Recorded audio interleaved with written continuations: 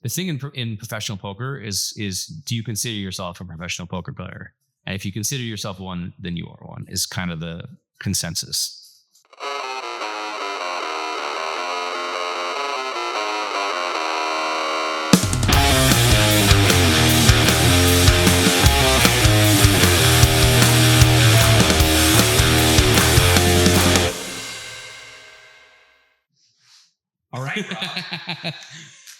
All right. All right. Okay. So, first up, your Instagram. Yes. Don't call Rob. Yeah. What's the whole, like, you don't want people to keep you like, I'm in trouble, call me, or don't call me? Yeah. Don't call. Well, I mean, I hate the phone. I like talking to people. Yeah. I don't want to sit and like this and on the phone. Like, if you want to meet up, let's have a drink in real life. Let's chat. But yeah, I hate the phone.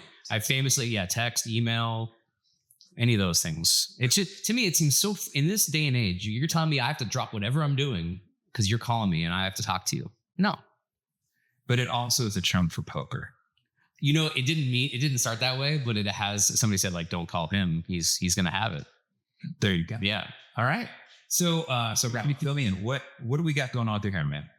We planned to make sure it was exactly 4 weeks from your last hair. Yeah, it's like 4.5. Perfect. Okay. So what's working on your hair? What's not? I mean, I usually kind of keep it the same. You see, it's actually like without any product, it's actually going in this direction already because it's kind of how I style it up. Okay. So kind of basically a shorter version of this, cleaned up. And do you like to see skin? How short? I go back and forth. When I'm in Europe, they go to like a 1 in Europe, and then in US, I usually stick with a 2 or 3. But like, I give a lot of freedom to the person cutting my hair, and I say, listen, you are the expert. You tell me what I'm going to look good doing. So, and then what my question is, do you put pomade, gel, wax? What do you? Yeah, usually like a pomade or like a something like that. Something. Yeah. All right. Kind of give a little missy. Do you put it in when it's dry? I usually blow dry it and then put product in dry. Okay, cool. Yeah. Use a brush or just your hand? Usually my hand, and then sometimes I'll use a brush to kind of get the pieces that are not cooperating. And then is your product more of like a matte or a little bit of shine? Okay, matte. Cool. You get your most cold usually with matte products. Yeah. So, awesome. And then, but listen, like I said, you're the expert. So if you tell me I'm doing something wrong, should I put it in wet? I'll put it in wet. No. Each one has a different outcome. Yeah. So when I teach haircutting, I'm like, look, there's no right or wrong way to do something. Yeah. And I say that because I'm pretty like lenient when I feel like there's many ways to cut hair. But if you're getting an undesirable outcome, right, then your approach is wrong. Right. So if you're not happy with what you're seeing, then I'd say, okay, well, we need to dive in more. But if you are happy and it makes you're like, I love this. Like, I don't want to change it. Then by all means, right. Why change it? Exactly. So that makes sense. Yeah, cool. All right. So here's what I'm thinking. I'm going to zero recall this and use the clippers. Okay. So that way, because what I'm noticing, it's me. So I'm sorry, I'm going to pick on you. No, do it. Is your head gets white here and starts to round up. Yeah. And I would like to keep this as square as possible. Okay. Most men have this where it gets a little bit wider here. Yeah. So like when it grows out, it kind of feels more like this light bulb kind of shape. Okay. So I would for me, I just want to take this down here and make it a little bit more tight. Okay. And then we'll just keep the top air like fun texture. You have really strong cowlick. Yeah. That starts here and just kind of spirals this way. So this part, by you wanting to wear this up, it just plays into your natural growth pattern. So I say, stick with it. Perfect. Yeah. So let's do this. I'm going to flip your collar in. Okay. I'm going to put a cape on you. Yep. And then I want you to tell me all what it's like to be a professional poker player. And what does it mean to be a professional poker player versus somebody who just plays poker? Right. Because I'm imagining there's a difference. It's very slight. Okay. And my only experience with somebody who's been a professional anything with gambling was I had a client and he was part of that 21 group from MIT. Oh, okay. So he was banned from pretty much up from Atlantic City to Vegas. Yeah. And I didn't believe him. I can't remember his name. Okay. I bet you if I were to look up the real life people, I'd find out completely. I knew exactly. Some of those guys moved over to poker. And so I actually knew a couple of those guys from playing poker. Well, after this, I'll have to look them up. Yeah. So, but he was a fascinating guy. Yeah. And then I had another client, and he was talking about playing poker in LA, Mm-hmm. which I realized he was playing in those the movie Molly's games. Yeah. He was one of those guys. Okay. He was like, all right, so in the movie Molly's games, there's the actor that everybody wants to hang with. Yeah. He goes, and then there's the one guy who just hates you for everything. Right. He's ruthless and cutthroat. I'm like, yeah. He goes, okay. So the ruthless cutthroat guy who's kind of a jerk is Tobey Maguire. Exactly. Yeah. And Tobey Maguire, and he would talk mad crap about Toby. He's like, comes out with his vegan food. And it's so fun. I've never seen him get so angry about one person. But he had the nicest things to say about Leonardo DiCaprio. Okay. And he started playing in these games when they were in the fight booth. Yeah. And then because he had told me about all this stuff. And he's like, they play in like Malibu. They play. Yeah. Like, He wasn't a pro though, right? This guy? no, Because you don't get invited to that game as a pro typically. no, it's not a pro. Yeah. This guy was just dude who has money to play in that game. Yeah. And I was watching this on flight back from New York. And as I'm watching the movie, all of our conversations from the haircut are starting to like come into focus. Yeah. So the minute I land the next morning, I'm like, dude, I was watching this movie. He goes, oh yeah. Yeah. I played a lot of fake games. Actually, that's most, and then he's like filling in all the blanks of the story. Yeah. And he was talking, I go, man, in the movie, these guys go on tilt for like days. Yeah. And he's like, oh yeah. He goes, I've done on tilt too. And I cannot imagine going on tilt where you're owing hundreds of thousands of dollars. Like I freak out if I'm late on my payment and I have to pay $15 extra. Yeah. I can't imagine owing. The owing part is really interesting because like that doesn't happen in most games. Like you're buying in with the money, you're getting the chips. But you're not like, but these people are like vouching. Yeah. I mean, when you have that much money and they know they can vouch for you, they can. But like, I mean, again, I've never played these kind of stakes, Molly's games, types games, but like, they're not allowed pro into these things. No, for sure not. Unless you're like really affable. Like there's pros that are like have been on TV. There's one that was on Survivor. Okay. He gets invited to some games because he's like a celeb outside of being a poker pro. Okay. And so, but it takes like, that's like a very fine art is being friendly and having everybody like you so that you get invited to these games. So like, if you get invited to these games, that's great because they're easy games, but you have to also like lose on purpose almost. Weird. It's super weird. Yeah. It sounds awful. I've never done any of that stuff. I play in like regulated rooms, not in underground games, but in underground games, there are IOUs. My buddy played in one here and he said he was owed some money for a little bit until he got paid. It's very strange, but like they're taking on all the risk, the people that run the games. Yeah. And I don't even understand how to play poker.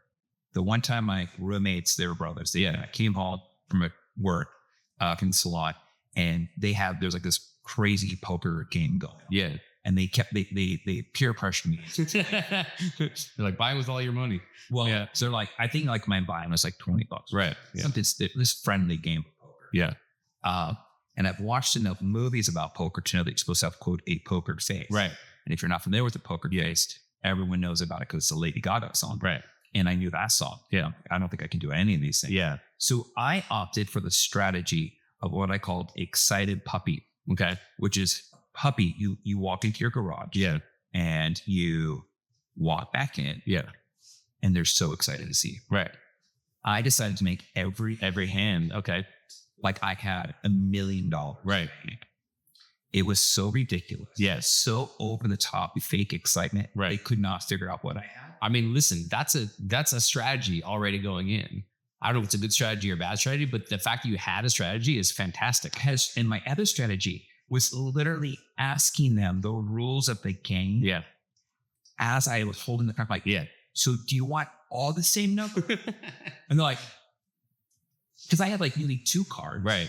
So I had like maybe like 2 2s, yeah, an 8 and a 9, right? Like a jack or something. And I'm like, maybe I can get, like, and do you want like, what happens when you get all the numbers right in a row, right, same suit? Like, and I'm asking because I'm like, this is the only way I'm going to be able to remember these things. Yeah. I ended up like getting my money back. Nice. Which was great. That's a step in the right direction. Yeah. But I'll tell you this, I had no fun. It was so stressful. It was so stressful. Why do people do this? Yeah. This is awful. Right. For me. Yeah. But you it's a thrill. It's an endorphin rush. I mean, at this point now, I've lost a lot of that. Oh yeah. It's like clocking. yeah. Okay. I mean, is an endorphin rush like cutting hair for you? I'm trying to I always try to compare careers. I don't know if it's an endorphin rush. I don't think I ever got an endorphin rush of absolute cutting hair, but I will say there is a thrill for me. And some hairdressers will probably agree to this, of walking in and seeing your day just fully booked. Going, I don't have room to even sweat. Yeah. And there's something challenging about staying on time and not running behind and make sure everything gets done. And there's a thrill, I think, to that time management. Okay. And getting through your day. Yeah. So I can say, like, I feel that is something. I wouldn't say it's like an endorphin rush. Yeah. But if you talk to enough hairdressers, you'll talk about the life of the salon and how, like, when you walk into a busy salon and you're a part of that. Yeah. It's like being at a really fun party where, like, all of a sudden you may have been tired. You walk into that party or that cool vibe, and then instantly you're like back up and running. Do you ever finish a day and you're like, oh, that one haircut I did was like, I did so good on that one haircut. Like, I crushed that one. Oh yeah. Okay. You'll be like, and that one haircut will like carry for days. Yeah. Crushed it. Okay. Because that happens in poker too, where you're just like, this hand. You played a hand, you're like, and you're telling your friends, you're like, check out this hand that I played. Look what I did. Like, you either bluffed really well, or you made a really good fold, or whatever happens. I know what a bluff is. Yeah. It's an area of elevated land that overlooks. On that note, let's very get caped up, man. Awesome. It's funny. I had to use that one. How did you get into being a professional poker player? Like, how long have you been a poker player? I've been a poker player for that's too long. 22 years of playing poker. Yeah. And playing poker. I don't know. Yeah. Professional. See, you asked that before, and it's like, there's such a small difference. Like for instance, like, you and I are friends with a lot of musicians, which off camera, like, we know some of the same musicians. So it's like, the joke with the musician is the minute you get paid playing music, you're now professional. Right. You may not have been a long-standing professional career, but you've now technically a professional. Right. The first time you get paid for anything, you become professional. But this is also one of those hobbies that you get paid for. Right. It's interesting. So I'll answer the first part. So I got into it from music, actually. I was touring with bands for a living, and between tours, you're just going home and you're not doing anything. And all my friends have normal 9-to-5 jobs. And my friend is like, hey, have you seen online poker? And he showed me laid in his room, and he went to bed. I stayed up till like 6 a.m. playing poker on his computer, winning money on his account. And I was hooked. And so I bought a bunch of books and just started studying. And like, again, it was a hobby at that point, but it was the only thing I was doing between tours. I was like off for 3 months, while the band's recording the next album or whatever. And, What bands did you work with? Anybody I would know? Yeah, absolutely. The biggest one was Yellowcard. Okay. And who was I? I'm trying to remember who I was off tour with. So after Yellowcard, I kind of had like a little bit of a hiatus, and then I was like really playing a lot of poker. And then I toured this band, The Format. And the singer went on to be the guy from Fun. Oh yeah. Yeah. And like one of the biggest singers on the planet, singing with Pink and Eminem. So I toured with his band before he was famous. And that was like a crazy tour, because every time we would be near a casino, I'd go play poker overnight while they were sleeping. And then I'd sleep in the van during the day. What were you doing on tour? I was the tour manager. Okay.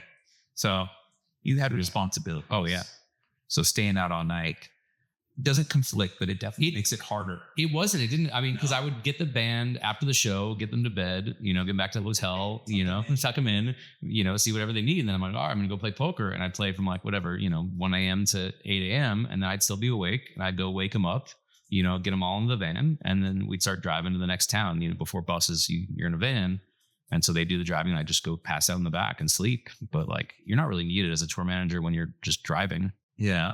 So that's crazy. They definitely gave me a lot of shit. I remember one time we stopped in a town and we had our hotel, and there was a casino like next door, and I didn't know. And I was like, oh my gosh, there's a casino right here. They're like, oh yeah, you knew, you planned this. I'm like, I really didn't. I swear. To this day, Seneca Niagara Falls Casino, had no idea there was a casino there. That was a happy accident. That's like, so like I grew up in Southern California. Yeah. So I spent my life in Orange County. And then, so from 10 to like 22, I was raised in Temecula. Pachanga, yeah. Many days. I'm from San Diego. Okay. So I drove Pachanga. Yeah. Yeah. I drove Pachanga lots. When we were 18, it was an 18 and over casino. So everybody would turn 18. It was like a rite of passage. Yeah. Chilling with your family, you all gamble on the little slot machine, Right. not go-kart, slot machines, so the little touch button things. And then, you know, that was it. That was what we did. So by the time we had turned 21, none of us had this desire to go to Vegas. Oh, we had the opposite experience. Well, my friends were, we know what it's like to lose money. Yeah. We don't want to lose money further away in a higher amount of money. But then our friends started becoming blackjack dealers. And then they needed people to practice on. So then we would just learn the game as they were learning. And blackjack was fun. Yeah. But I did not know that the things they were telling me were unethical. Like what? Like splitting tens. Why is that unethical? Because if you have 2 tens, you're supposed to hold. Right. Because that's 20, it's close to 21. Correct. But they also said if you have 2 tens, you can split them. Yeah. If you have the money, the capital. Yeah, but that's a losing money play. That's like not recommended. You can do it. I did it, and I had about the whole table kill me. Oh yeah. Because you're I'm messing with their confidence. Yeah, that's like kind of a misnomer. And I'm not a blackjack expert, so maybe somebody could correct me. But if there's like 6 decks shuffled together, that's how they play them now. They take 6 decks of cards and they shuffle them all together. If you take a card or don't take a card, the next card is just as random as the card that you took. So this time when you like split your tens and you take the wrong card and everybody loses their money, well, maybe in a different scenario, you save the table. You know, you're splitting tens and now the dealer would have gotten 21, but instead he busts. So like, it doesn't really matter what somebody does. It is frustrating in the moment when you see somebody do something that directly affects you, but it's all random. So funny you say that. So like I got 2 tats, to split them. Yeah. I said, hit me. Yeah. Got a 9. Okay. What do you do? Stay. I said, no. Oh my God. That's why they want to kill you. So I hit, you got a 2. Oh my God. And then I hit on the other 10. Yeah. And got an ace. Yeah. And so what happened is it was It's for real money? yes. You're insane. I was I was up $100. Yeah. And I'm like, whatever. Yeah.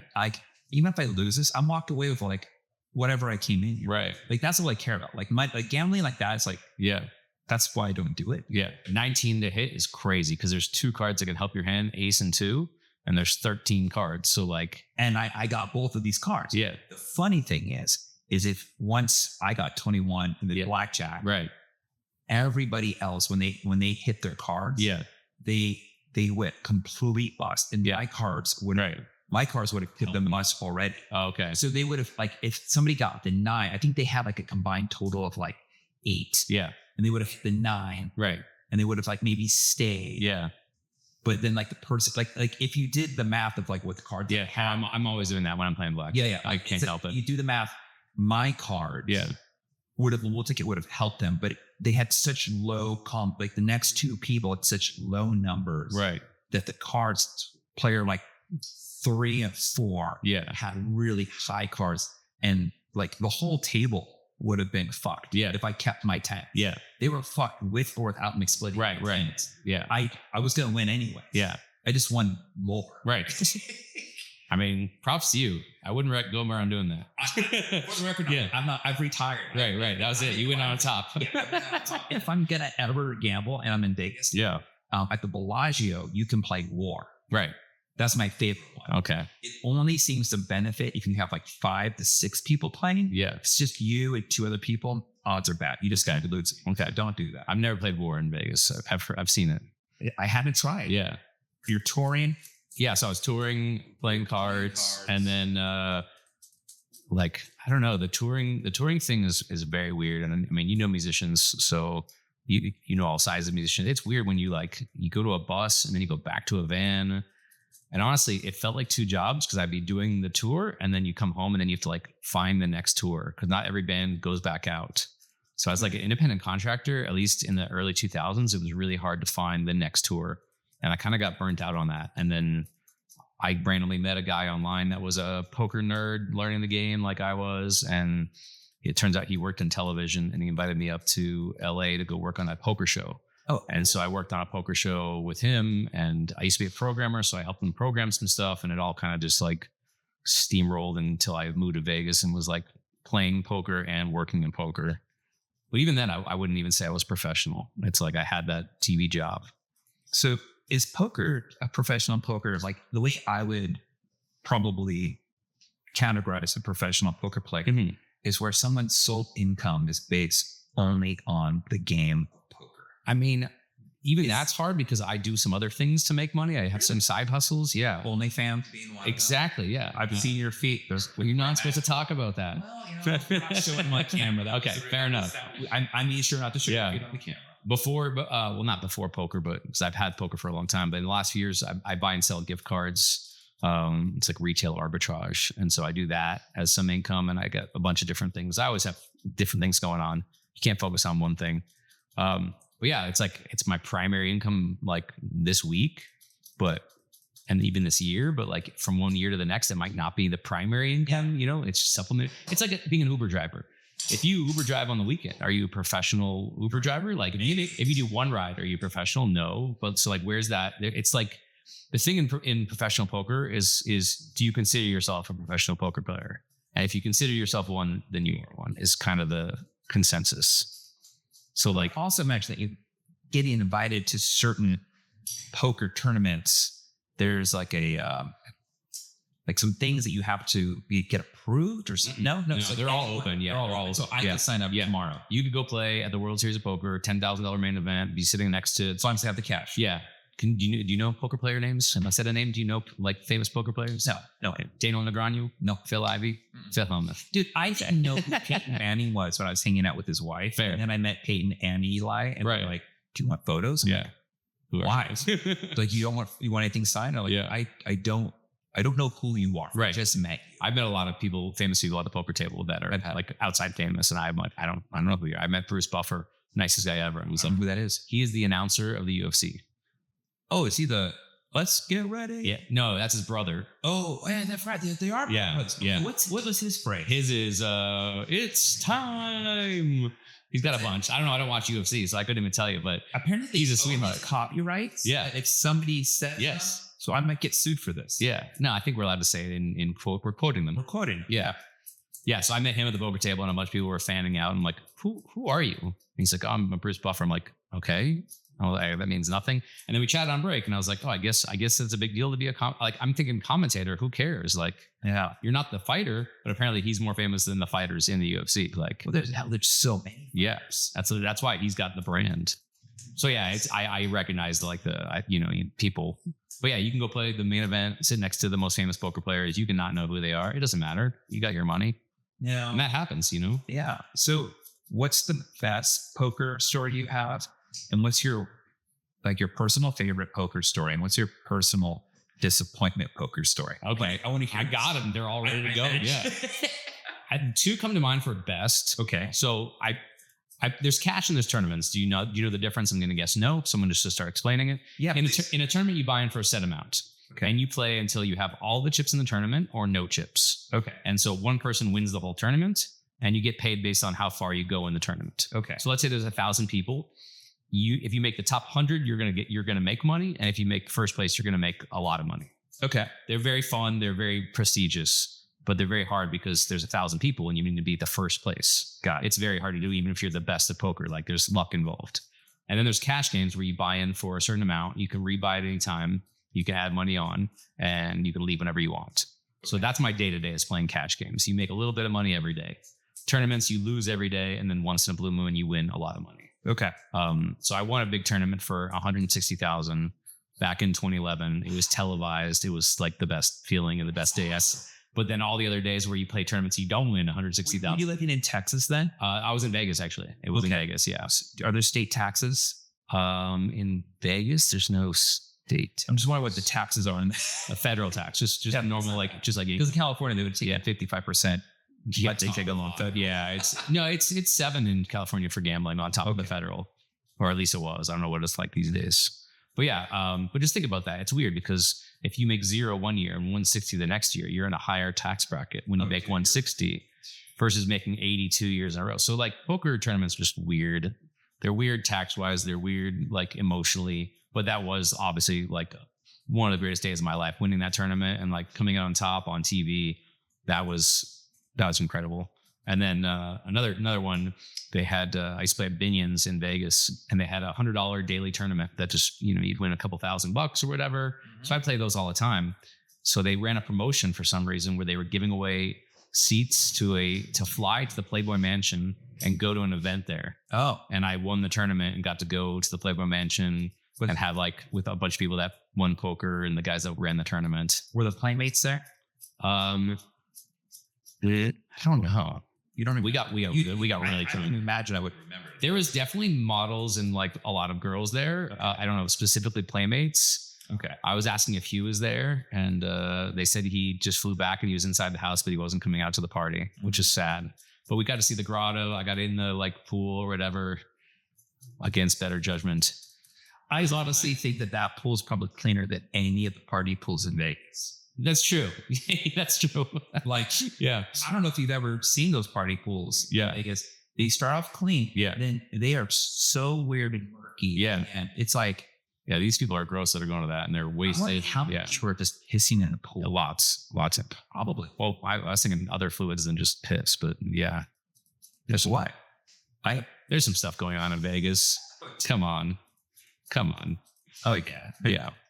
So yeah, that was two really fun stories. The worst one, I was playing cash in Vegas, and I buy in for 500 at a time. Okay. And I used to have a rule: if you buy in 3 times and you lose all 3, just go home, because it's not going to be a good day. That seems great. Yeah. The hard part would be sticking to your own rules. Yeah. Well, I mean, so I don't have that rule anymore now because no, it's like you have an evolution of poker, and the idea was you're frustrated, you've lost money, you're not going to play your best game. Right? Yeah, it's not. So now I'm frustrated, but I'm going to play almost better because I'm so focused now on getting that money back. Okay. So I've just evolved. And so now I'm like, okay, well, they took my money. I'm getting it back. I'm not leaving till I get it back. So now if the game is good, if there's a player that's just drunk or just doesn't know the rules or whatever, you want to stay in that game. So it doesn't matter if you're up or down. If it's a good game, you should stay. So my rules have changed, but back then anyway, 3 buy-ins. So I lost twice, my last 500, and I run that 500 up to 1,800. And I was like, wow, I came back. I'm actually profitable $300. The problem is I have $1,800 in front of me. I could lose in one hand. You should have just called it. So I was going to call it, and I was thinking about it. I go, I should probably call it. I get into a giant pot. I have pocket aces. It's the best hand. I get all in pre-flop for $1,800. The guy has pocket kings. That's an 82% chance I'm going to win. I'm about to win $4,000. Mm-hmm. He hit a king, 18%. I lost it all. So he had 5 kings? He had 3 kings. He had 2 in his hand, and I have 2 aces. Okay. He needs to hit a king and a king only, basically. And he did it. And it happens 1 in 5 times. The problem is it happened in a really, really big pot. Oh, wow. If it happens for $300, it's whatever. It's going to happen. But yeah, it was just, and I was I literally in my head was I'm going to play a few more hands and I'm going to get out of here, because this is if I lose 1,800, I'm going to be really hurt, mentally. Yeah. And so, yeah, I was man, I was about to leave. Now I know if you are thinking about leaving, just leave. Just don't think about it. Be I'm out. My wife was doing the stock market stuff, and she would be oh, I'm doing good, I'm going to pull out. And then she would lose it all. Right. Or whatever her earnings would have been had she just pulled out. Yeah. And then she would be oh, this is great. And then Mela said, I'm going to sell my stocks, and I'm going to keep this. Right. But then she'd beat herself up, because then it would keep going. She's I'm cool. So you made let's for simple. Yeah. Okay, cool. You made $1,000 right a day. That's awesome. That's great. Yeah. But it could have been. She's but it could have been right. 2,200. I know. And I'm or it could have been lost it all. Yeah. And it's so interesting to see how people where their threshold for financial danger could be. Well, that's another thing in poker is you kind of have to be comfortable with the decision you make at the time and not second guess. If you play a hand, you fold, and then they show you a bluff, which by the way is when they don't have a hand, they're just trying to get you to fold. So yeah. So, yeah. So if you fold and they show you a bluff, it's really annoying, because you're oh, if I called, I would have won that pot. Yeah. But at the time, you made a decision based on whatever. Maybe he said something, maybe, he was selling his bluff. So you go, okay, I fold. You can't go back on it. So you have to kind of just be comfortable with every hand and what decision you make. it doesn't matter what card comes or what the outcome would have been because you made the decision at that time. People are like, oh, I folded this hand. I would have won. We're like, well, yeah, but you folded, when you folded, you weren't winning. Sure. Yeah, you hit this lucky card, but like that's the whole point. You folded because you knew you weren't winning unless this card came. So you got to be comfortable. Like I said, if you want to keep playing, keep playing. If you don't, you need to leave. If you want to get out of the stock market, exit. If you think it's going to keep going up, then you stay in. But like you have to be comfortable with your decision and say it was the right choice. Yeah, it's off of the information I had available. Yeah, sure. It went up to 2,200, but like I got 1,000, and at that point, I thought I wasn't going to go much higher, and I knew I could lose it all, so I walked away.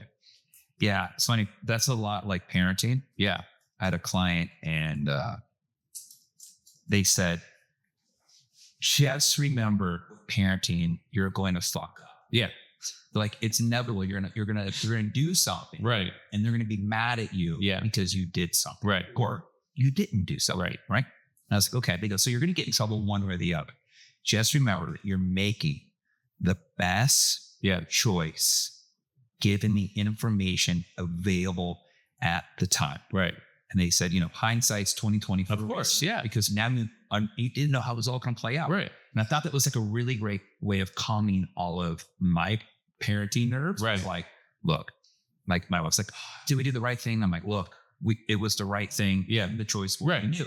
Yeah, you always hear a lot of like parents that would regret, like, had I known this, I'm like, well, you did. He didn't, exactly. So you did what was best, given the circumstances. If you can take that through into like every aspect of life, I mean, I absolutely am trying to practice it in everything I do. Look, given the circumstances, this is the best choice I could have made. Yeah, and that's really what life is making the best choice given the circumstances, and the information available. Yeah, that's it.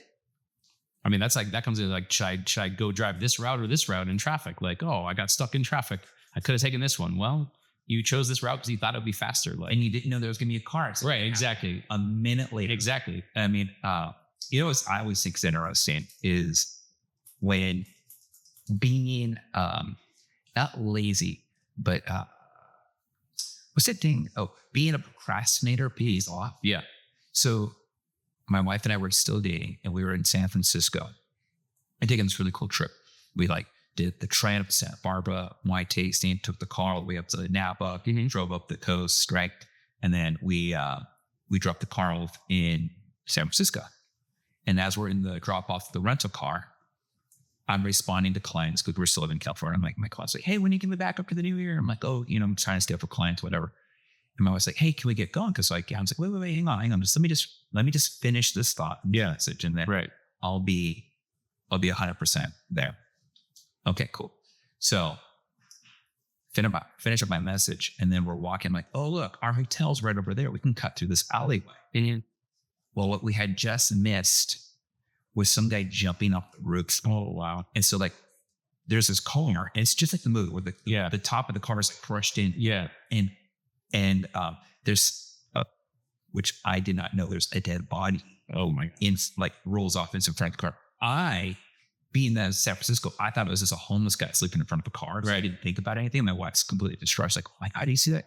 But I was like, had I not been procrastinating, go like, hang on. Yeah. Like you always say, text kills. Yes. Text saved us. Right. Just witnessing it. Yeah. But I always just think about that. Like, I always think about like all those weird trivia. Like, give us 1 minute. Right. 1 minute. Like you would have been in a 3. I've done this many times where I'm like, oh, hang on, I forgot something. Let me go down and the house and grab something. Yeah. And had I not done that, I would have been part of like a 10-car plan. Oh yeah. I'll think about all the people from 9/11 that didn't make their flights that were those stories are crazy, dude. Yeah. Did you remember, if you're amazing, do you know Lance Brown by any chance? I don't think so. He managed a lot of bands. Okay. He did like Plain White Tees and stuff like that. He had the craziest 9/11 story because he was trapped in Switzerland. Oh, wow. So he's in Switzerland. And all the news that's coming in, it's all in German. Yeah. On the news. So he's like, and no one's really speaking English to him. He's like completely, all he knows is that he can't fly home and he doesn't know when. Oh my gosh. Yeah. 9/11 is actually why I started touring as a weird aside. Really? Yeah. Blink-182 was out with Sum 41 when that all happened, and the shows obviously got canceled.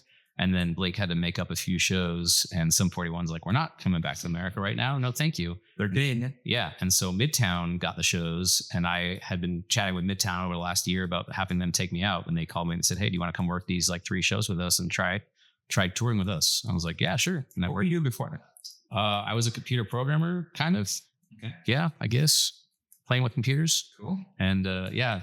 So they actually, it's funny. I was talking with them about going on tour with Midtown, and then I took a job because they were like hired somebody else. And then on my like first day at this new job that I just took, Gabe calls me up and he's like, hey, do you want to come out with us? This guy didn't work out. And I was like, I just took this job. He's like, quit it. Come work there. So I'm like, dude, I just took this job. Like you said, you didn't have like, it wasn't going to work out. So I took this job, and I was like, I turned down a whole tour with Midtown, and then I worked for them for these 3 days. And then from there, like springboarded into some other stuff. That's crazy. Yeah. I worked for Phoenix TX after that. Oh yeah. And then, Definitely like the pop punk. yeah, I kind of just got lumped in. Like Phoenix TX is from San Diego. Mm-hmm. So we had a bunch of mutual friends, and, That makes way more sense when you know. yeah, Like a lot. yeah. Oh yeah, for sure. Yeah. Yeah. That was funny when I saw that you were going to that Randall Law show Yeah. in Arizona. And I'm like, oh yeah, my friend's brother is a singer from. Yeah. And all the kids in high school were like, dude, that kid's brother's in Unwritten Law. And years later, Joseph and I became friends, and we're at a house party or whatever, and they're playing Unwritten Law, and I'm joking around like, turn that crap off. Yeah. We're just letting talk about it. Because I know he wants to hang out with me, not my brother. I'm like, that's true. Right. Had your brother been Rob Zombie? Yeah. Questionable. Absolutely. It's not that I don't like Unwritten Law. Yeah. I just didn't grow up listening to punk. No, I mean, they were like Like that pop punk. Yeah. I grew up listening like the Ramones, Misfits, to Chrome. Okay. Not like the poppy. I grew up on pop punk. I mean, like Unwritten Law went to my high school, as did Blink-182. So it was like this big rivalry in San Diego. Yeah. Blink and Unwritten Law back and forth. And we all tell the story. We're all like, who's going to get bigger? Because like 1 month Blink would be kind of bigger, and then Unwritten Law would be bigger. And we're like, obviously Unwritten Law is going to be huge, and Blink's going to be nothing. They Blink like writes these joke songs, and how wrong we were. Well, so I'm friends with the guy who produced the Dude Ranch record, Mark Trombino. Oh yeah, I love Trombino. Yeah. Mark's cool. Mark was actually at my wedding, funny enough. Nice donut guy. Yeah. Donut friend. Yeah. If you're into vegan donuts in LA, Yeah. the donut, right? Blink played out of high school Yeah. in Temecula Hell yeah. because there was this wrestler named Adam Mejia, and there's all these rumors in Temecula about the song, Adam's song. Okay. Is it written about Interesting. the wrestler Adam, who they did a benefit show because he had leukemia, and then he eventually passed. Oh wow. And so, and they played at our gym in our high school. Yeah. And I was like probably a freshman. Like I was not a junior, definitely freshman, maybe sophomore. And I just remember years later going, I wonder, because this stuff I'm going to have to go down a rabbit hole tonight. I don't know. I don't know what it's about. And I feel like I have to ask them, like, personally, like, what's this about? Yeah. Because do you remember this? Because Yeah. all of us in Temecula believe it to be Yeah. about that, but we don't know. I would bet not, but I don't know at all. I don't know either. Well, the song's about, isn't it about parents splitting up? That's what somebody said. But if you also kind of like listen to the lyrics, Yeah. it could also be about somebody facing Right. the end of their life at a young age. Like, Yeah. we remember when I'm gone. Right. And like talking about like their bedroom basically being empty, like no longer there. Wow. And so very easy, I could see it being both. Yeah. Right. But it was like somebody told me about the Hey Yeah song by Outkast. They said, and they played me some the cover that somebody did. Real slow, almost like concept. You listen to the lyrics, I'm like, holy shit, it's about somebody splitting up. Yeah. It's not this like Happy song. fun, Yeah. happy song. Right. After that, where I was like, oh my God, like Yeah. it's like happy songs that are actually sad. Sad. Yeah. No, that happens a lot. It feels like if you read lyrics, you're like, oh my God, this is dark. So wait, when you saw Blink, was it? No, I never it saw wasn't. Oh, I thought you said they played your high school. I didn't watch them. Oh. I was into like You're like, Fear fuck Factory, these guys. Machine Heads, Slayer, Pantera, Yeah. Typo Negative, Sepultura, Yeah. Cannibal Corpse. Now I was getting into like Nirvana and Green Day and Well, Nirvana is actually my favorite band. Yeah. Which is You heard that they're not together anymore, right? sad. Yeah. I heard that in about 1994. Yeah. I got the Oh, news. we all watched MTV that night and cried. That was we just got Paramount Plus, yeah. and they have the entire Unplugged series. Oh yeah. I still think that's the best of the Oh, it absolutely is. It wasn't because it was Nirvana. It's like they played these songs. Yeah. You would have never thought. No, it was like 75% not Nirvana. And the songs that they did do, they restructured the song to fit an acoustic format. Right. I mean, Dave's playing with brushes. Yeah. No, the whole thing is genius. And like, even during the actual broadcast, there's a song where like Kurt goes, am I going to do this by myself? Like, it was like super raw. Yeah. You know, not like super rehearsed. And he was known for loving having monitors. Yeah. You know about this, right? No. So he sang that whole record, whole performance out of monitor. Okay. So he hated it. And no in-ears, of course. He couldn't hear himself the entire time. Oh my God. How do you sound so good? Yeah. That's the part that I'm like, when you realize he could not hear himself singing when he's doing this, it's like even amazing. That's probably what gave it that like feel too, is that he's not like hearing instant feedback of how he sounds, and it's raw. I mean, that last one, Where Did You Sleep Last Night, is like so good. I think there was like, I think the producers like looked at him and like, do you want to go back out there? And I think they could just like look at him like, no, like it's a great song to end on. Yeah, it was a genius song to end on. The whole that set is amazing. I almost watched it the other day too. I have a folder on my hard drive at home with all this stuff, and I came across that. But I did watch Rage Against the Machine at 99 Lollapalooza, and it was amazing. Like right in their prime. Oh yeah. That was amazing. I actually hung out with Tom Morello before. Yeah. Randomly. Super nice guy. I've heard him on Sirius XM, and he seems like very knowledgeable. He was so friendly. We're in the Slipknot ceremony in Ozfest, and he was like, so what are you doing? I have a band. And he's like, cool. Do you have a demo CD? Yeah. Yeah. Can I have it? Wow. Yeah, I wasn't even thinking about it. Like the last one I'm going to do is like approach Tom Morello. Right. Hey, check this. Yeah. That's so annoying. I mean, people do that. I'm sure like. Yeah, but like I didn't want to be that guy. Right. I didn't want to let that other dude. Yes, like, hey, of course. Help us out. Yeah. You know. Yeah, I used to never get pictures if I like met a celebrity. I'd be like, yeah, whatever, it's fine. Well, I did with that one because it was such a strange night. It was like you know, you're there and you're in the dressing room. Yeah, Sharon Osbourne there, Manson's there. What year is this? 2001. Oh, like prime. I'm 19. Yeah. Like, who'd you know that you got backstage on that one? So,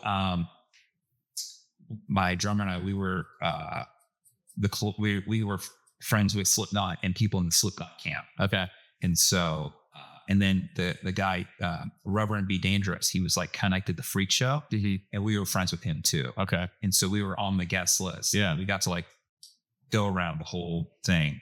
I mean, we were watching from every show outside of Manson on the other side of the show. Nice. It was great. Yeah. I mean, that was like 1 year after Hybrid Theory came out to watch Linkin Park go from playing the Roxy, these guys are going to be gigantic, to just in 1 year, you know, main stage Ozfest. Yeah.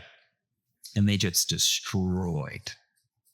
That's sick. I'm trying to think if there's any band that I like. I saw like bands blow up, but never to that level. Oh, yeah. Other than Blink, of course. But I mean, I saw Blink play like 20-person clubs all over for so many years. It was like, I did that with Foster the People. Oh yeah. I had this little club in Costa Mesa called, now it's called the Wake Fair. It was called Detroit Bar. Okay. And I used to do like free Mondays. Yeah. So every Monday for a month, it'd be the resident band. Yeah. It was this band called Foster the People. And the Pumped Up Kick single had like been circulating since that spring from Coachella. Yeah. So some of us had this like downloaded CD. I love those. And it was so cool. Yeah. To do this. And then we saw Oh Kept Dope.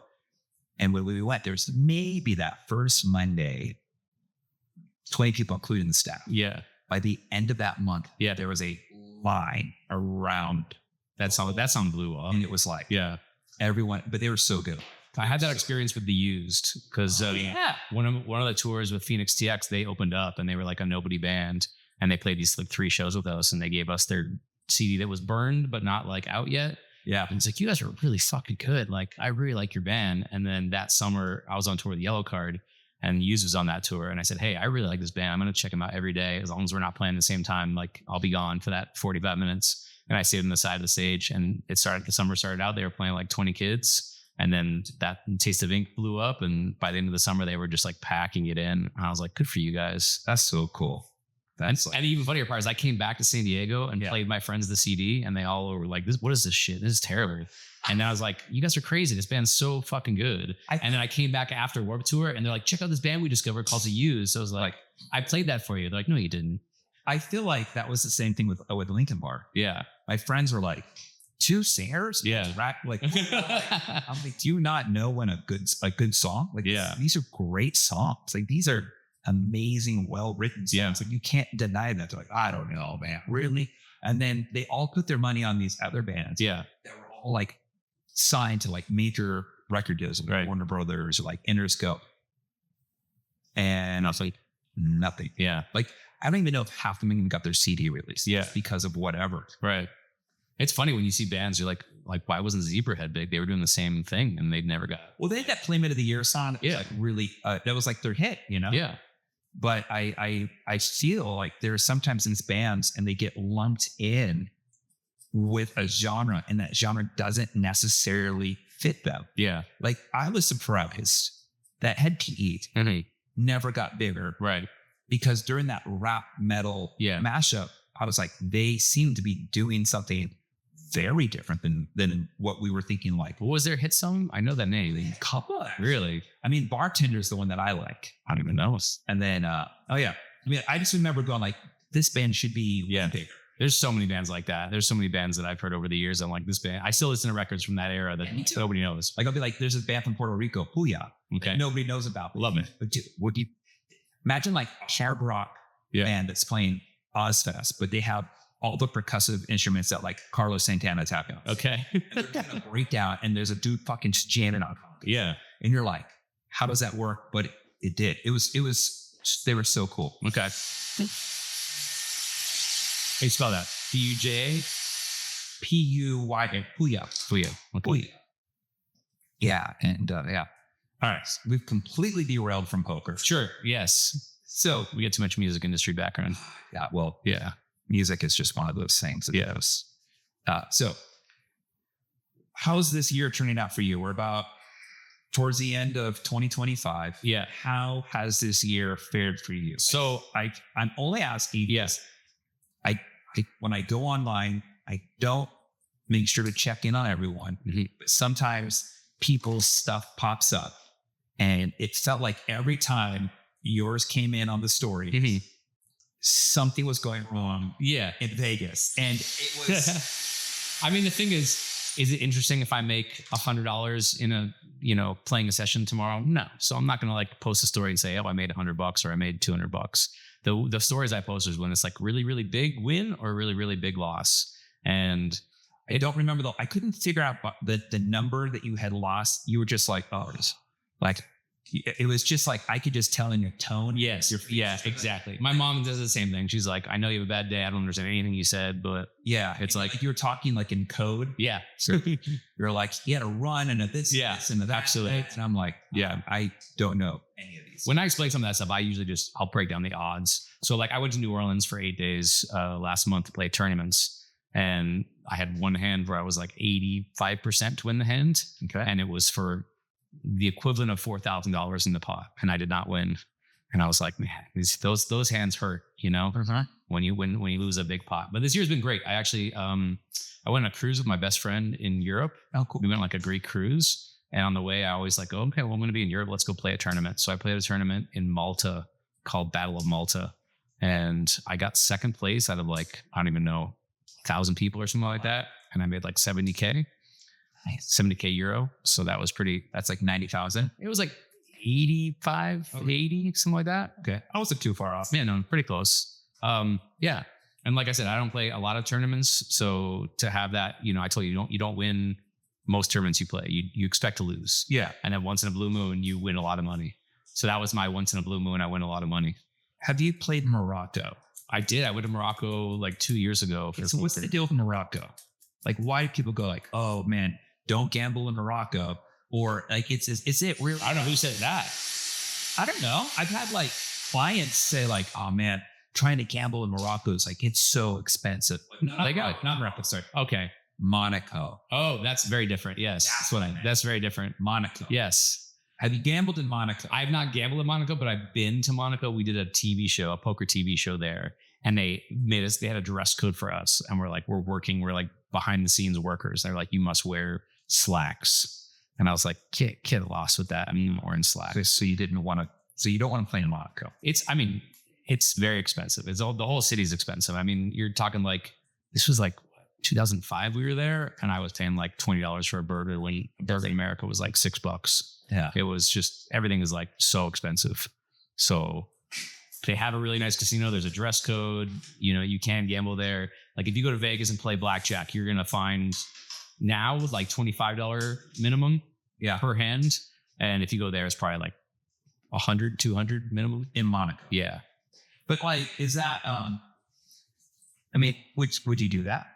I don't know if there's a lot of poker in Monaco. It's more just like table games. Oh, like roulette? So like, roulette and blackjack and stuff. So the difference in those is like the house is going to win. They're taking something. Craps is like the best odds from what I understood. And there's good odds. I mean, there's a couple good. Blackjack is not that bad if you know how to play it. If you're not splitting your 10s and hitting your 19s, it could be good. And video poker is really good, where you're playing poker on a machine against the casino. Okay, that's got pretty good odds too. But when you're playing poker, you're playing against other people. So even though the house is making money, you can still win. That's the difference. People think it's the same, but like you're not going to win against the house. So you said, because you're playing with people. Yeah. So yesterday, one of my clients, he's a psychiatrist, and I was asking, hey, what's the psychological profile? Yeah. Somebody who is a professional poker player. And he has some insights, his family members who are actually professional poker players as well and whatnot. And he was saying that there is a certain level of calculated risk, is what he was saying. Oh, for sure. That these people who are usually really good at poker are very well versed in numbers. Numbers are just really easy for them to be able to figure out calculations and ratios and odds. He also said that from that is also not, you're not so data driven, but you also have to read people. Mm-hmm. So there's understanding you're hyper aware of micro movements. And he was saying it's a really interesting psychological profile, because obviously there are people who can take it to an addictive point where their whole life is destroyed by it. But he said if more than likely a successful poker player has these really interesting traits of amazing math brain, but also very socially aware of these micro movements that would most likely go under the radar to most people. Oh, for sure. And I thought that was really, I never thought about the human aspect. So when you're playing against poker machines online, that whole part of you is not there. Right. So then it's just statistics and odds and ratios, right? So there's guys that play online, then they'll show up and play at the casino, and they're very good poker players, but they don't hide their facial expressions. Okay. And I can see something because they're not used to doing that. And so it is a different skill set of being good at poker versus being good at, like you said, the poker face, and it's more than just the face. It's I'm watching things when a card comes out, where do they look? Are they, a lot of times for amateur players, when they see a card they like, they instantly look down at their chips like they're ready to bet. Oh. And so you can see them glance at their chips. Usually that means they have a good hand. The card's good for them. Even if they say, I check, where they don't put any money in. So I'm watching for things like that. How they grab their chips. How they grab their chips? Yeah. What does that mean? So there's a hand I played, and it's a kind of hard to explain for somebody who doesn't know that much poker, but that's fine. The long and the short of it is he was betting $50, and as he was counting out the chips, he decided to make it $55. He made a last minute decision to change his bet from 50 to 55. What does that tell you? I don't know. And in the moment I go, what is that? Is that nothing? Is that something? And I decided that means he is bluffing. He doesn't have a hand. He decided 50 was not enough, and he wanted to make it a little bit more because he wanted to make it seem like he had a little bit. Exactly. It could be the other way. It could be I have a really good hand. I want to charge him 50. No, I'm going to charge him 55. Okay. So you don't know. Everybody's different. Every moment's different. But in that moment, I said, I think he's trying to bluff, and I think he feels like he's got to bluff just a little bit more. And I called him with a really bad hand, and I was right. He was bluffing. Oh. And if I didn't see that 50 to 55, if you just bet 50, I think I would have folded. Okay. And folding is when you give up. Yeah, you say, okay. So like, I don't know. That's yeah. I don't know. So like an amateur thing for me, I decide in my head, what am I going to bet? What's the number? What do I have to, I make all the same like thought process. Oh, I'm bluffing. I need to bet a little bit more. But I decide in my head, my hands are not moving. And then I go, okay, I'm going to bet 60. And then I go reach down to my chips and I pick that number.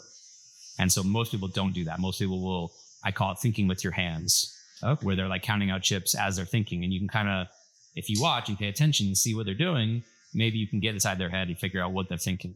Not always, but it helps. Every little thing helps. Do you feel that like poker players could also be human detectors? To a point, yeah.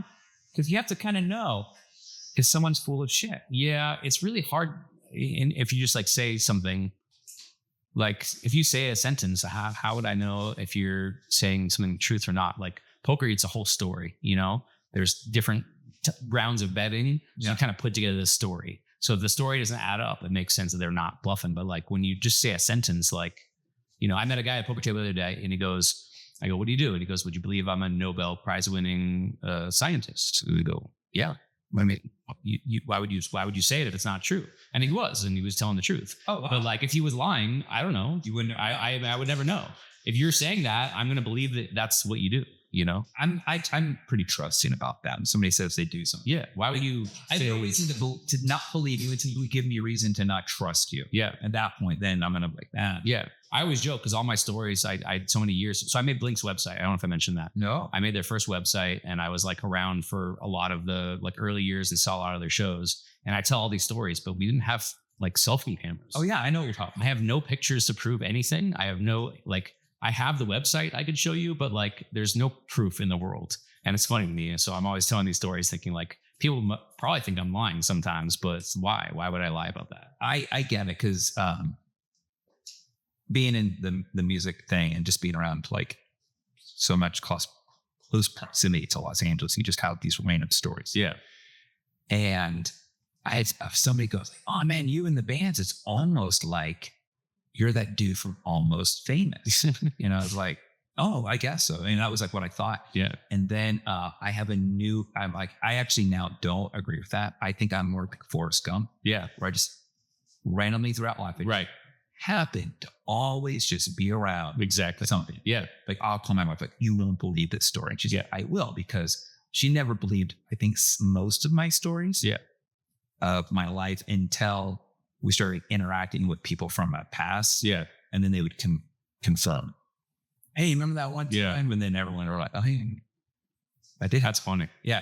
And again, the best thing we had was a point and shoot, disposable camera, point. You're getting right. We're doing. I just never took one. I wish I had one. I have a couple like with Yellowcard because like I happened to be on stage when somebody took a picture for like an article or something like that.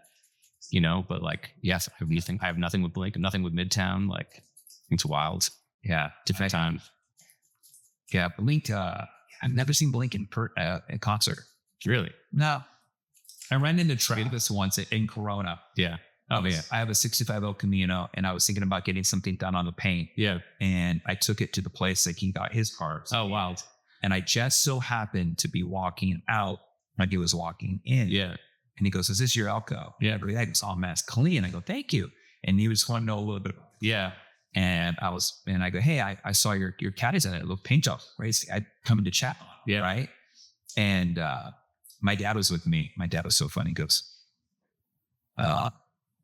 he's been over our house before, right? Because, he has a mohawk and tattoos, which we're friends. Right. We're similar. And I'm like, well, technically, he's been in our TV. Yeah. We've seen him on. He goes, that's why. Oh, that's funny. Yeah. And I was like, oh my God, Dad. Yeah. No, he's never been to our house. No, that's funny. Yeah. I bet he wanted to shoot the shit about the cars all day. Oh, dude. It's like his passion. Yeah. I mean, there's like certain rock dudes who have a thing for cars. Yeah. I think it would be fun to do this with them. Yeah. But to not really talk about music. Right. It's like, well, what, like James Hetfield, for instance, would be like, I went and saw his full car collection at the Peterson in LA. Beautiful cars. Yeah. And I'm like, man, I want to know more about him and his collection of cars. Yeah. Particularly, I mean, when you have that much money, I guess that's what you just got to spend it on something, right? I do. that $1.4 billion Powerball thing. Yeah. My kids gas. They go, what would you buy? And I was like, cars. Yeah. First thing, I just buy all cars. And I know exactly which cars. I have no idea what I would buy. You buy $1.4 billion. What do you buy? Would you go to Monaco and do one of those crazy hands? You wouldn't do it? No. I think I'd probably like buy a condo in downtown because that's probably about 1.4 billion these days, right? No. It's a buyer's market right now. Yeah. Even with the high interest rate, it's a buyer's market. So there's more people trying to sell their houses. Yeah. Yeah. The bubble has burst for sure. I'm a renter for life. I owned a place in Vegas for a while, and when I was doing all the poker TV stuff, and then that, I don't know if you know the whole history of internet poker became illegal in 2011, and all these poker sites shut down, and now they're like coming back up with legal loopholes, and it's a crazy world. I never knew. Yeah, no. It's not legal in Texas, by the way. What? It's not. Yeah, poker. Poker's not. Poker's not. It's not illegal, but it's not legal. So it's a gray area. It's a very gray area. Okay, so it's like me buying raw milk. I can't go into a store and buy raw milk off the shelf. But if I purchase it online and I pick it up at a drop point, that's a thing. I can get raw milk. Yeah. Okay. Yeah. Okay. Yeah. Like raw milk. The rule in Austin is you can't profit from running a game. So you can't like take money. It's called rake in Vegas, where based out of every pot they take a little bit for the house, and that's how the house makes money. Okay. You can't do that. So what they do here is they rent your seat. You pay by the hour to play. No money comes off the table, but in essence, they're still taking money. But not from the game. Or not from the game, but it is from the game, but it's not from the game. It's like a weird loophole. That is kind of an interesting way to do it. And it's also a private club. Okay. But anybody can join. You have to buy a membership. Yeah. You have to go in there and sign up for the club, the private club that anybody can walk into. Well, that's sort of like how it was with alcohol in Utah for a while. Yeah. It feels like buy a membership. Right. I don't know if they still do it. I don't know if they still do that. I definitely remember doing that. Yep. Yeah. So it's similar to that, but like they keep trying to like shut it down, and then the lawmakers are like, no, this is legal. This is legit. But they never like sanctioned it and said this is 100% legal. It's very strange.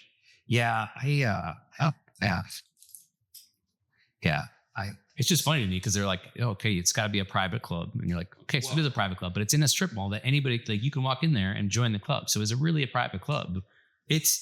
How is that a private club to me? That's like Soho House is a private club. Yes. You have to apply. You have to apply, right? You have to apply. You have to get recommendations. Right. And I've thought about it, but I also don't go out as much anymore. So I don't really feel like it'd be worth my money. No. Even though I have like 3 very amazing references. Yeah. I don't feel it would be worth my. I went a couple of times in New York. I haven't been to the one here, but I went to the one in New York. Client, and we went, and he never showed up. And yeah. Like, yes. Oh wow. But he was one of the original actual Soho London members. He's an English guy. Okay. He's one of like the original founders. Yeah. Not founders of the company, but like original member groups. Yeah. And I thought that was like so interesting. Like that was, I'm like, what is it? He was like, you should come have a treat. He's like, just keep telling them. I'm like, dude, are you sure? I was like, nah, I was in California. I'm not going to go there. Yeah. He's like, just tell them I just couldn't make it. And right. They're like, well, if you have to finish your drink immediately. They were so wow. I get it. They have a thing to maintain. Well, if you're ever there and you see a guy with a bunch of tattoos DJing, that's my buddy Aaron. Yeah. He's always DJing there. I think he's got a residency. That's cool. Yeah. Did he ever just bring you in there? Yeah. I went and hung out with him last time. He's super famous. I don't want to say who he is, but he's super famous. What's his name? Aaron Thompson. Okay. But that's not his DJ name. No. He was in the music industry, and then he went to a different industry, and he got very famous in that industry. I'll let your mind. He became a chef. Got it. Sure. Yeah. That's cool. Yeah. Yeah. No, I have a bunch of my friends out in California. We were around the whole DJ thing before it really popped off. Yeah. Buddy Chris and Jaso, they're the ones who gave Sonny, aka Skrillex. Oh yeah. It's like start to play. Yeah. Like he'd been doing it, but like it was really like that because it was a club called Control. Okay. And for 10 years they had the reign on all that EDM stuff. Like the first time I think Sad ever played in America was at Control. Like we were there on stage. This is in LA? Yeah. In like Hollywood Palace. Okay. Oh, the Palace. Well, again, now it's called. I knew the name. Yeah. So that's where my buddies sit. And, it was just wild to see the clubs slowly go from Yeah. fully playing rap and hip hop. Yeah. Then start doing a little bit of the dance music and then to go full tilt to, dubstep. Yeah.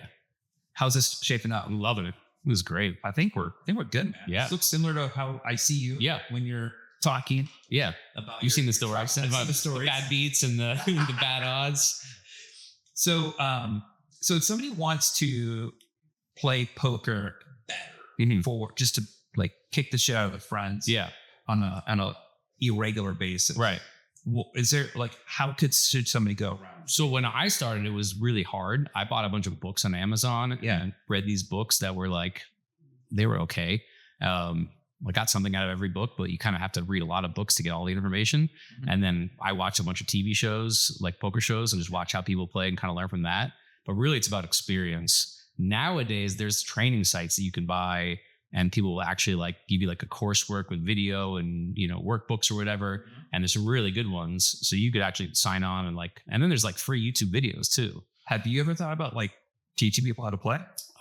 No, because I always say I don't think I'm that good of a poker player. I'm good at reading people live and seeing these like things you talk about, the micro expressions and the like random grabbing chips. I think that's where my specialty is. And I totally want to teach that. I don't want people to know what I'm looking for and what I see.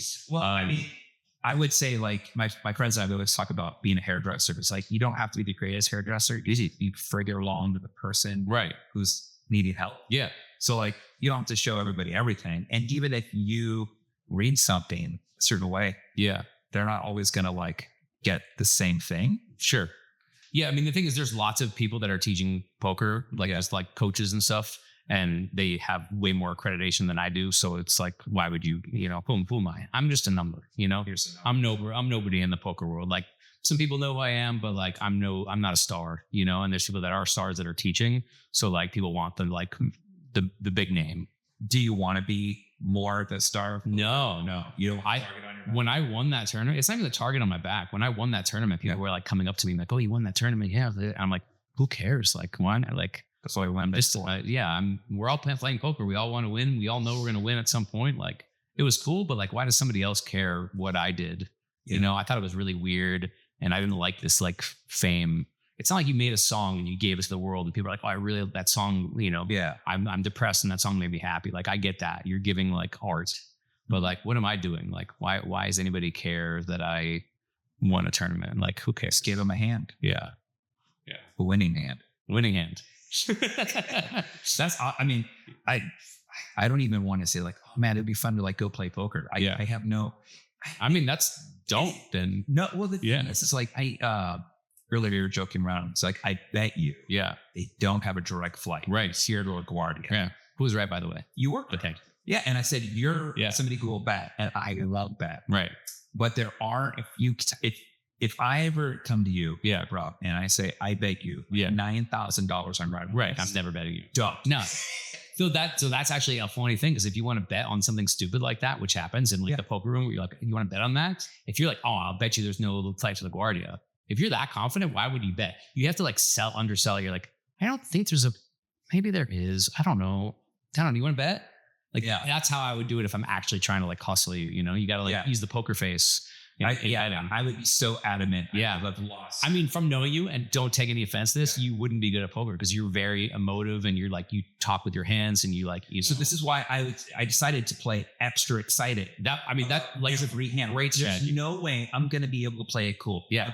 I know I'm too animated. Yeah. So instead of me, I would be like, okay, so we have this. Yeah. Cool. Like I just made every hand feel like I was going to win. Yeah. And I was asking questions on how to get to be. That's so smart. Like, you're a smart guy. I think you could learn poker, but that's smart that you, in like not knowing about poker, understood that you had to do something to like shield yourself. I think that's great. I'm like, I just know there's no way to like not be excited. Yeah. Like keep me. It's hard. It's hard. Like a surprise. Yeah. I'm like Beeps and Butthead in the episode when they can't laugh. Yeah. That's me. I'm like, I would have been. It is hard. It would have been so hard for me just over time. I mean, you can learn it, but like honestly, like I think I used to be more emotive just in life, and now I've kind of like toned down because of poker. Is that good? Is that bad? I don't know. No. I can be pretty emotive, but like when you're at the table, you're just kind of like, okay. Do you wear sunglasses? No. Do you wear a hat? No. What's up with the sunglasses? It seems like it's cheating. It's not. It's like people think. I've never looked into somebody's eyes and be like, "Are you bluffing?" I would just imagine like the frequency of where they're looking would kind of tell me like where. Oh yeah, like that would be like the one for sure. But like I said, after whatever 22 years, I've learned to somewhat control it. I'm sure I'm not perfect. Like I'm sure this you could catch me glancing at my chips on occasion, and be like, "Oh, he's got a good hand." Like if you're paying attention, I'm sure that happens. My thought process is most people that I'm playing with on a daily basis are not looking for this. Yeah. I am, they're not. So like, and I know not to like do these things that I'm looking for. So anything that I'm looking for, I'm trying. So when the card comes out, I'm staring at them. I'm not staring at the board. I'm not looking at my cards. And like people think it's intimidating to like stare at somebody. I've gotten used to it. So like if it's your turn, I'm just like, that's kind of intimidating. And you're like, what? I'm like, I'm just watching. It's fun. What's one of your favorite places to play? There's 2 big rooms here in Austin. They're just the biggest. They have the most poker. What about just in general? Like, what's a place you look forward to actually like showing up or playing? Is there a spot like, no, it's not like that. No, it's not like clubs that you played in. I mean, like I just did a really big tournament in Malta. Like I'd be excited to go back to Malta because like it's quote unquote lucky. I won some money there, but like, I like Europe a lot. So I really like traveling to Europe. And if I don't have any reason to go anywhere, I'm like, ooh, what poker tournament's happening? Oh, there's a tournament in Albania. Let me go to this tournament in Albania. And then it's perfect because you either win a bunch of money or if you don't, then you're in Albania and you get to go be a tourist. So for me, it's all about like, if I can travel and play poker, it's the best. That's why I went to New Orleans last month. That was pretty fun. I've never been to New Orleans. It's so fun. I need to go. I mean, you're not a big drinker, right? Funny you say that. I was just thinking about this. I'm really trying to like, I don't enjoy the flavor of like alcohol. Yeah. Like people like love, do I like single malt scotch? Yeah. Yeah. But like, I don't enjoy the flavor. I enjoy the flavor of beer. Okay. But I know like I do all these things in my life to better my health. The one thing I know that like, I was talking to somebody about this and it's like, I am not somebody who's addicted to beer. But there is a part of you that sometimes you go, I really want this. And it's really hard to like not give into that temptation. Yeah. And I'm like, is that like in a small way, a part of like when you say, oh, I don't need this. Yeah. But like when you're there, and, I kind of want that. So I'm really trying my best to like, because I was reading that the more you resist the temptations, it rewires your neural pathways in a good way or a bad way. Good way. Because then that temptation becomes less easy killing over time. Yeah. So every time you would like, oh, I'm not going to do this. Like I'm not going to have donuts anymore. Yeah.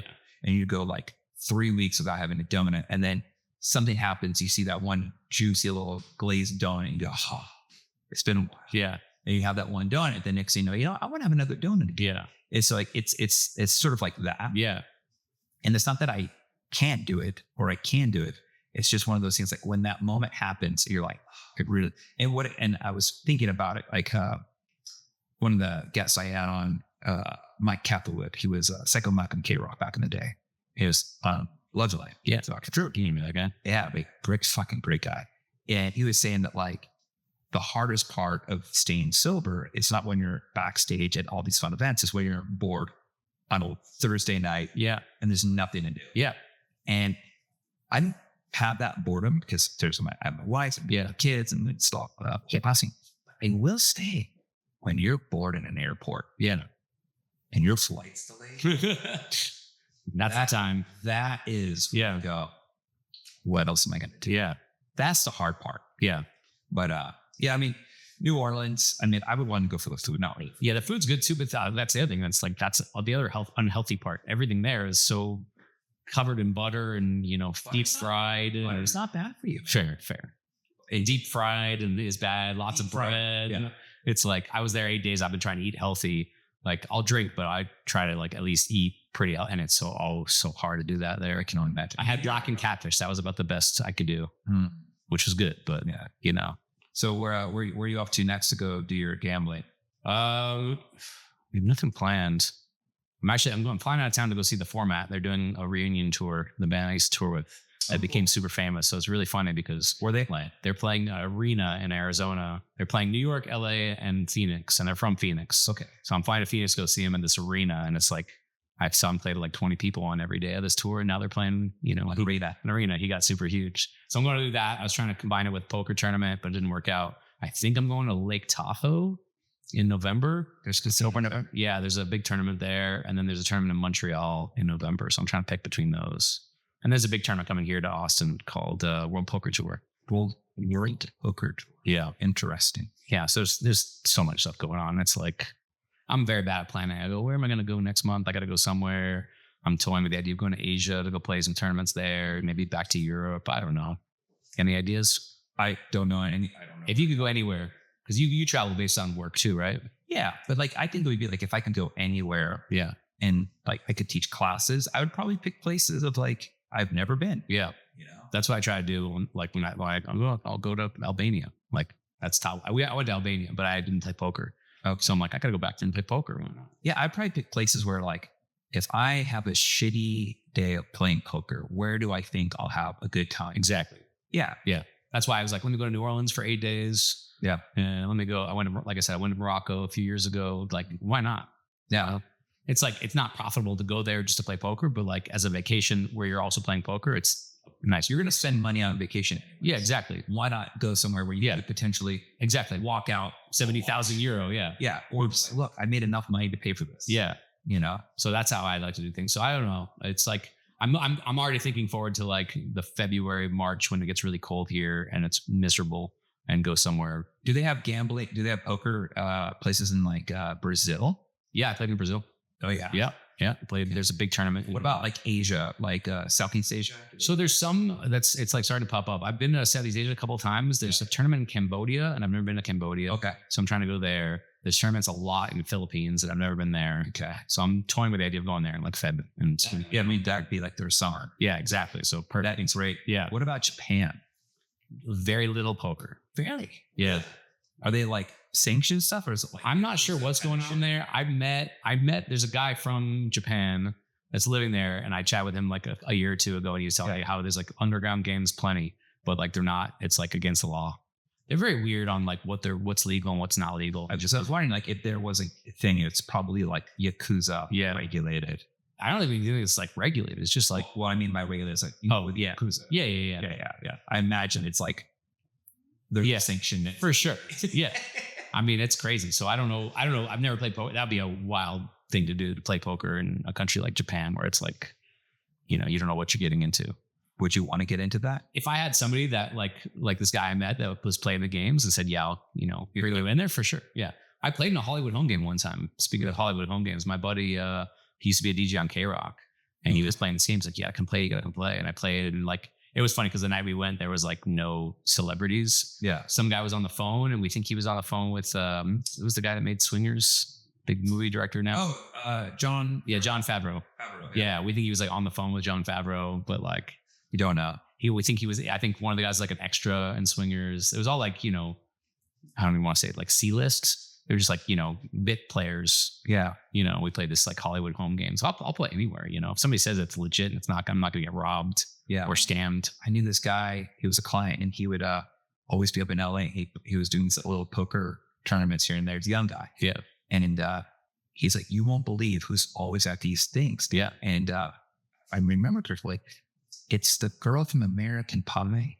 Okay. The foreign exchange student actress. Oh, yeah. She played a lot of poker tournaments. Yeah. And he's like, Shannon Elizabeth. Yeah, she's like, she's there all the time. Oh, yeah. Yeah, she loves poker. Yeah. She loves poker. Fat Mike from NoFX is apparently supposed to be pretty good at poker. Really? Yeah. That's cool. He like every time on tour, he'd have a game. I always wanted to get into his game when I was on Warped Tour, and I was like, I want to get in the game, but I'm some kid. He doesn't want to. What about now? Have you tried reaching out? No, I ran into him actually in Vegas a couple weeks ago, and my buddy's like, yeah, he plays poker. He's really good. I'm like, sure, he's really good. That's what he said. That's what I said. No, so he might be. I mean, he might be okay. You don't know. You should play with them. I would. They should do a punk rock poker tournament. Yeah, that would be. I think they do actually when they do the punk rock bowling. Yeah, and I think they have a poker tournament. But like, yeah. So I know someone who works with him. Yeah. Do you want me to ask? Shit. Okay. But like, I mean, who am I to Fat Mike? He's hers. Who cares? I'll play with him. I think it'd be fun. Yeah, it totally would be fun. It'd be way cool. Yeah. Well, dude, thank you so much. Oh, thank you, man. This is amazing. Dude, yeah. I love it. I got to get a glimpse of what it's like to do poker. Yeah. Because I don't know anything about poker. Like I don't know anything about golf. Right. I don't know anything about golf. All I know is, But I don't know anything about cutting hair. So, you got that over me. well, it's my job. Yeah, exactly. Me too. Your job is to all full. Right, exactly. Awesome. All right, man. Thank you. Later.